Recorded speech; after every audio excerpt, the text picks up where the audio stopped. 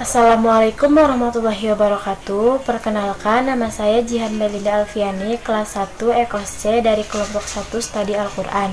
Di sini saya akan mempresentasikan pengertian ulumul Quran.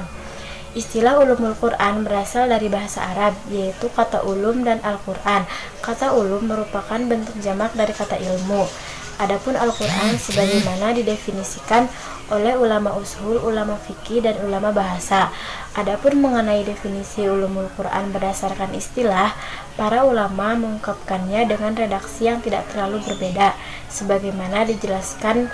Yang pertama, menurut Manak Al-Khotan, ulumul Quran adalah ilmu yang mencakup pembahasan yang berkaitan dengan Al-Quran dari sisi informasi tentang ashab al-nuzul atau sebab-sebab turunnya Al-Quran, kodifikasi dan tertib penulisan Al-Quran, ayat-ayat yang diturunkan di Mekah dan ayat-ayat yang diturunkan di Madinah, dan hal-hal lain yang berkaitan dengan Al-Quran.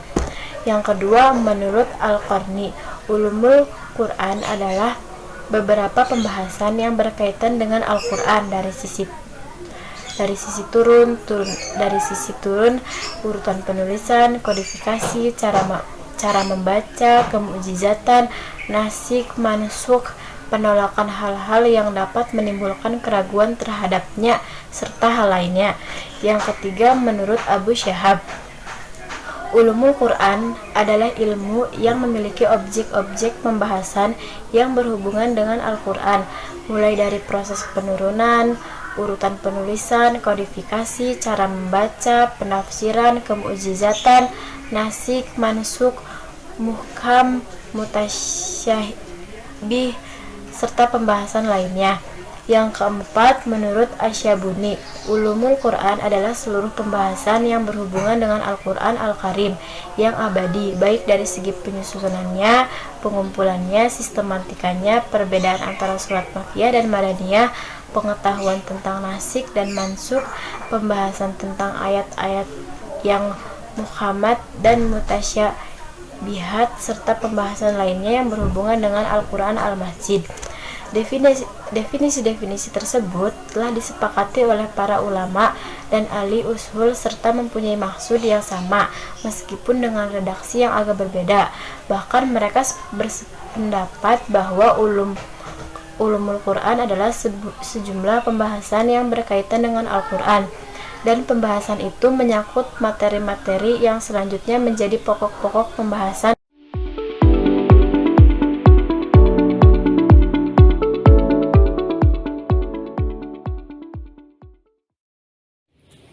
Assalamualaikum warahmatullahi wabarakatuh. Saya Sabita Syahda Kamila dari Fakultas FSEI jurusan Ekonomi Syariah kelas 1C akan membahas tentang cabang-cabang pokok bahasan ulumul Al-Quran.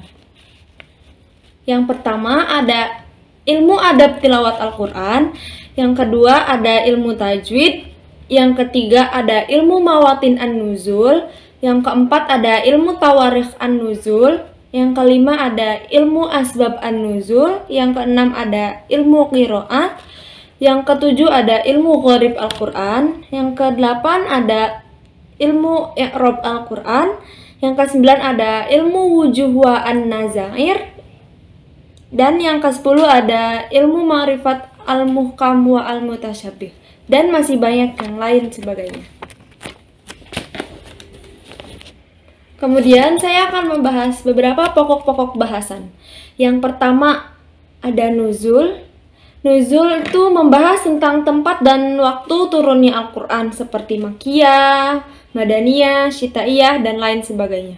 Yang kedua ada sanad. Aspek ini meliputi hal-hal yang membahas sanad yang mutawatir, syadz, ahad, bentuk-bentuk qiraat atau bacaan Nabi, para penghafal dan periwayat Al-Quran, serta penerimaan riwayat. Dan yang ketiga, ada al-qiraah. Aspek ini menyangkut tata cara membaca Al-Quran. Yang keempat, aspek pembahasan yang berhubungan dengan lafaz Al-Quran. Yang kelima, aspek pembahasan makna Al-Quran yang berhubungan dengan hukum. Dan yang keenam, ada aspek pembahasan makna Al-Quran yang berhubungan dengan lafaz. Sekian yang bisa saya sampaikan, kurang lebihnya mohon maaf. Wassalamualaikum warahmatullahi wabarakatuh.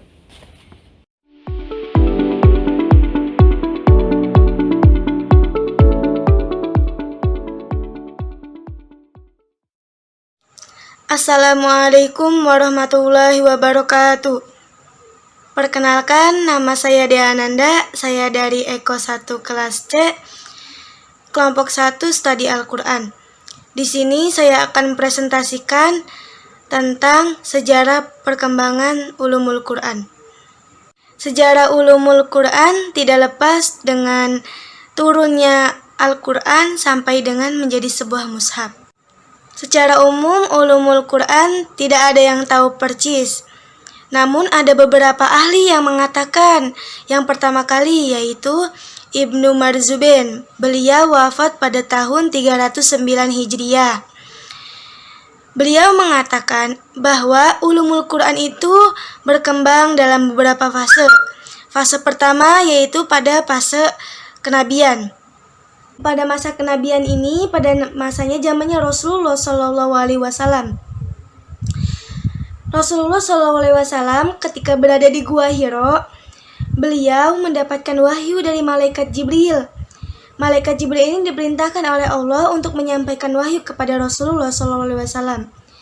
Ketika Rasulullah SAW ini pergi pulang, lalu beliau menyatakan kepada istrinya bahwa beliau ini mendapatkan wahyu yang berisi surat Al-Alaq. Ketika Rasulullah SAW diperintahkan oleh Allah untuk menyebar Islam, maka Rasulullah segera melaksanakan perintah tersebut. Akhirnya Rasulullah ini menyebarkan agama Islam. Tetapi sebelum ke masyarakat, dia menyebarkannya dengan sahabat-sahabatnya terlebih dahulu agar sahabat-sahabatnya ikut membantu menyebarkannya. Ketika sudah, ada salah satu sahabat juga yang menentang.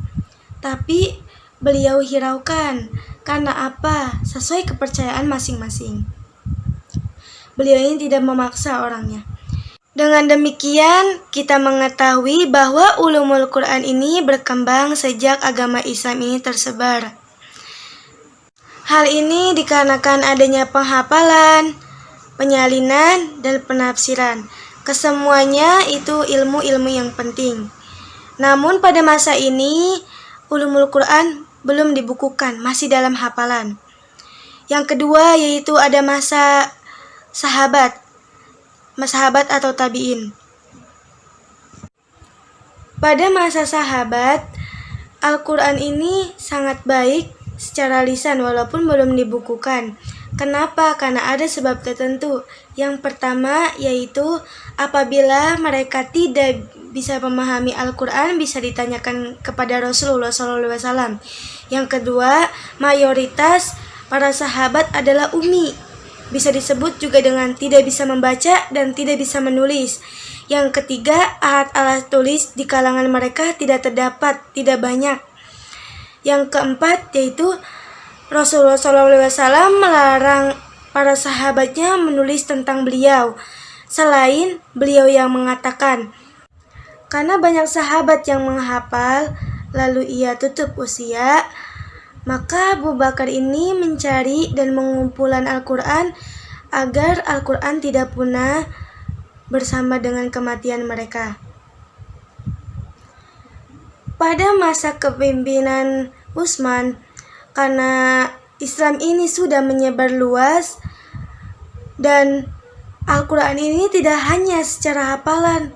Karena Islam sudah menyebar luas, maka Utsman ini mengumpulkan Al-Quran menjadi satu, menjadi sebuah mushaf. Pada masa pemerintahnya Ali bin Abi Thalib, beliau mempunyai rasa perhatian yang sangat besar terhadap orang-orang asing yang ingin menodai bahasa Arab. Beliau khawatir bahasa Arab ini akan menjadi rusak. Maka dari itu, beliau memerintahkan Aswad Ad-Du'ali untuk menyertakan kaidah-kaidah nahwu di dalam Al-Quran. Beliau juga terkenal sebagai peletak dasar nahwu atau disebut juga i'rab Quran.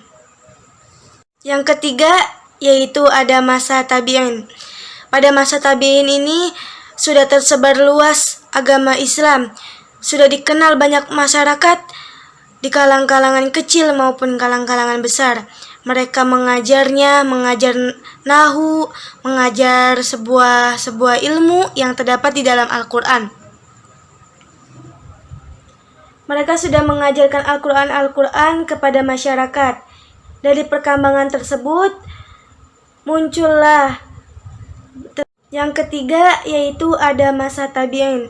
Pada masa ini, agama Islam sudah tersebar luas, dari kalangan kecil maupun dari kalangan besar. Mereka sudah mengajarkan Al-Quran kepada masyarakat. Akhirnya muncullah kajian-kajian yang disebut Madrasah At-Tafsir yang banyak sekali jumlah masyarakat. Baik, selanjutnya yang keempat yaitu masa kodifikasi. Setelah ulumul Quran sudah tersebar luas, yang keempat adalah masa kodifikasi. Setelah ulumul Quran sudah dikenal banyak masyarakat, sudah tersebar luas, akhirnya para musafir pun menulisnya. Sebelum menulis, mereka melakukan pembukuan tafsir Al-Quran, sebab tafsir Al-Quran adalah induk ilmu-ilmu Al-Quran lainnya. Orang-orang yang melakukan penyusunan pertama ini sebagai berikut, ada di bawah ini. Cukup sekian dari saya, kurang dan lebihnya mohon maaf. Billahi taufiq wal hidayah. Wassalamualaikum warahmatullahi wabarakatuh.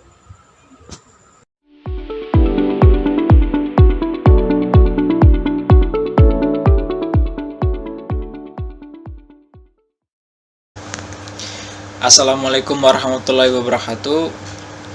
Perkenalkan, nama saya Muhammad Dandi dari kelompok 1. Di sini saya ingin mempresentasikan tentang faedah dan urgensi mempelajari ulum Al-Quran. Langsung saja, apa aja sih yang kita dapat setelah kita mempelajari ulum Al-Quran? Faedah apa yang kita dapat?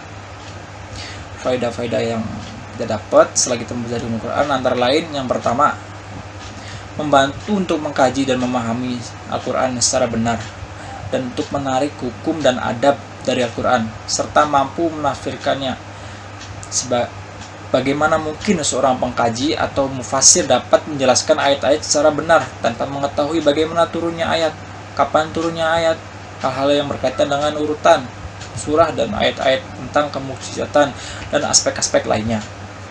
Kunci bagi mufasir untuk menjelaskan Al-Quran. Manfaat yang kedua, untuk mengetahui sejarah kitab Al-Quran dari aspek nuzul, periodenya, tempat-tempatnya, waktu, dan kejadian-kejadian yang melantar belakangi turunnya Al-Quran. Yang ketiga, menambah khazanah ilmu pengetahuan yang penting dan berkaitan dengan Al-Quran dan Al-Karim. Yang keempat, membuat pengkajian dan memahami ulumul Al-Quran dan memiliki senjata pamungkas untuk menangkis tuduhan dan keraguan pihak lawan yang menyesatkan dan mengada-ngada kebohongan terhadap Al-Quran. Jadi banyak yang menfitnah gitu, jadi kita bisa tahu. Dan yang kelima, menciptakan kemampuan dan bakat untuk mengkaji pelajaran hikmah dan hukum di dalam Al-Quran dan Al-Karim. Adapun urgensinya adalah bahwa ilmu ini merupakan naraca yang akurat dan dipergunakan mufasir untuk memahami firman Allah dan mencegah secara umum untuk melakukan kesalahan dan kedangkalan dalam tafsir ulumul Quran berkaitan dengan ilmu tafsir, di mana seorang tak mungkin dapat menafsirkan Al-Quran dengan tanpa mempelajari ulumul Quran.